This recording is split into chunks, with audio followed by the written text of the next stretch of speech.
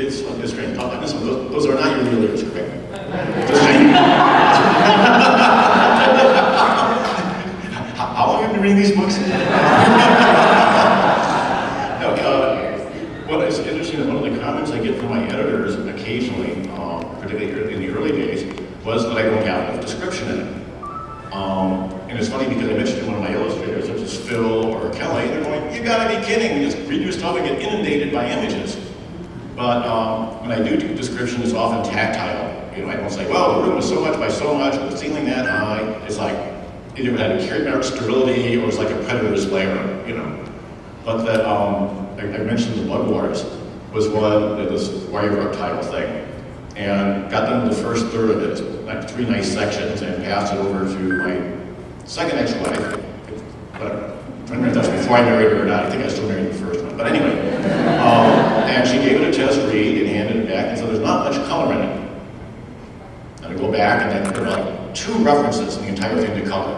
One, they turn a glow bulb and they get a blue light. One, they kick in the after jets and they get a purple sparkle. Now, obviously, the thing to do is to go through and put more color in, unless you're lazy like I am. And I removed the 2 references to color.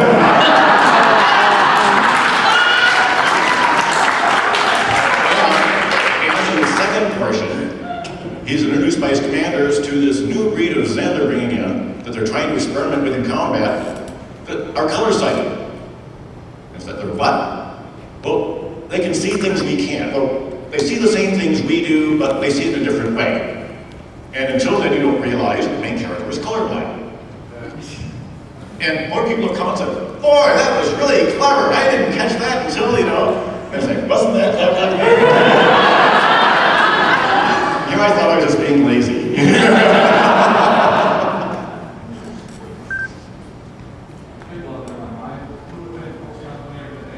Excuse me? It depends on who's getting paid the most.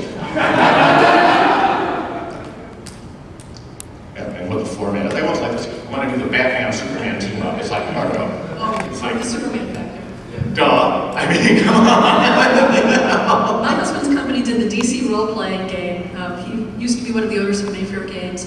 And when they were working on this, they were codifying all the superpowers. And they came up with, unfortunately, what does Batman do when he teams up with Superman? So they invented the Batman factor. So whenever Superman gets together with Batman, his IQ drops 50 points. Because he's a super genius all the time. He does these chemical experiments. He's always figuring out, you know, the correct way to split an atom with his X-ray vision. We make him stupid. It's the only way Batman has any purpose. So, magic.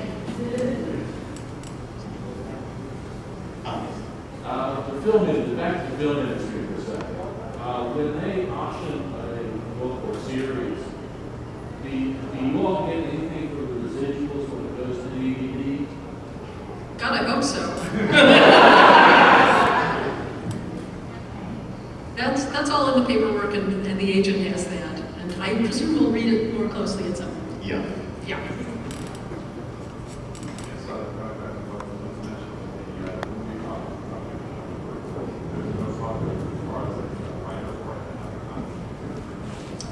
They actually have got a writer in mind, and he's working on things. I have some data for you. Apparently, it's very loud in the bar, and whatever Bill managed to shout at him was probably not filled with detail. You mentioned they had a writer, an experienced writer, and I didn't get a name. His last name is... Was it Paul D? No.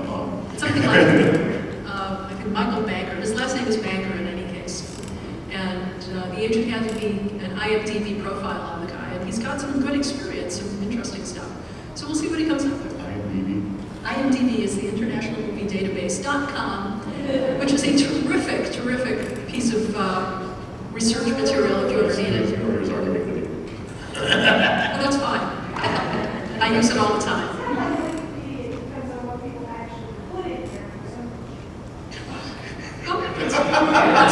That's fine unless you have a different database that is full of dates and names and pictures and posters and clips that I can refer to instead of that one. Probably time for 1 or 2 more.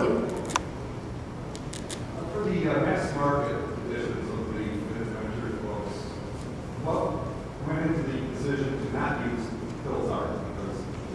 Those artists pretty much Into what? for movie production. People on the East Coast hate me.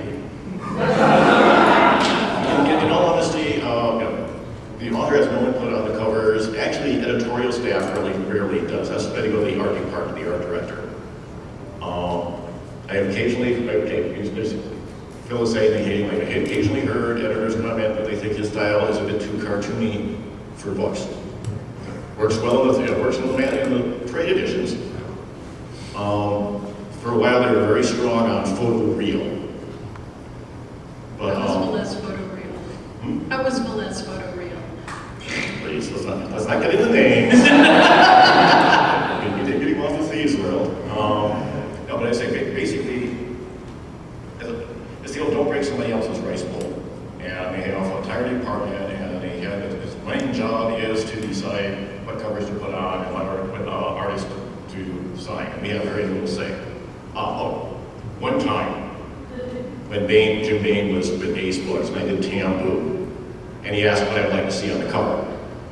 And I was saying, this is one of these, inside Darth Vader books with this powerful, shadowy figure. And I was saying, well, you could have him, viewed from the back, looking at this big bank of view screens, managing the fleet. So or if you want to get cheap, you can have a couple spaceships slugging it out over a planet. I said, but you should tell the artist that I say these ships have solar sails. And I usually, they're not big on science, I usually figure them about the size, same positioning and ratio to a ship as like the fins of a turkey fish or a butterfly fish. Saltwater town, look it up. So here comes the cover. I see it's the stands. And there they are, and there are the fin, there are the solar sails, and they have the coloring of coral reef fish. Which, the white and rusty modeling, which looks terrific over a coral reef, looks totally silly, say hanging out in space. And I can hear the artist, he wants fish fins, he gets fish fins. Goddamn writer, what do they know? So that's why happens when authors get input on their covers.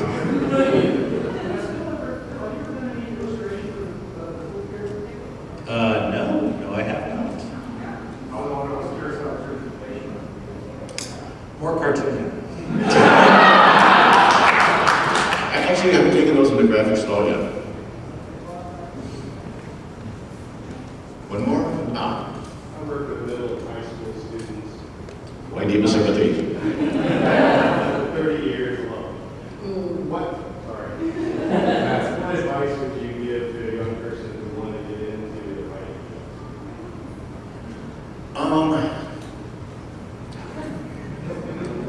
What's flashing through the mind is that one of the adages is that until you reach 30, you've not experienced enough to be able to write a novel. And coincidentally, I sold my first novel when I was 30.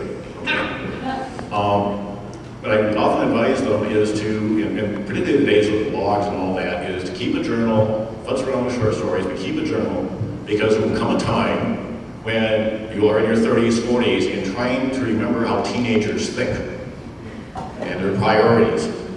And that will become an invaluable reference. One of the problems I've been having with the Dragons is that, gee, my main character is in his early 20s, contemporary. I am not.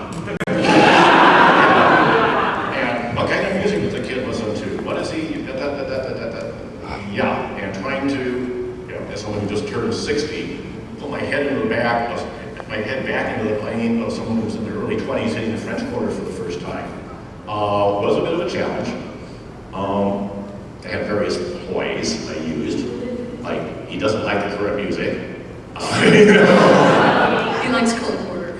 Yeah. One of the best comments I heard about the quarter, I think it was one of the post-Katrina columns, which I think I stole blatantly to use in the Dragons, is one of the nice things about living in the quarter is you can pick a decade and live in it. And nobody will bat an eye, either for fashion or music you listen to. You want to live in the 60s, you want to live in the 80s, you want to live in the 40s, they can do it. Very interesting place.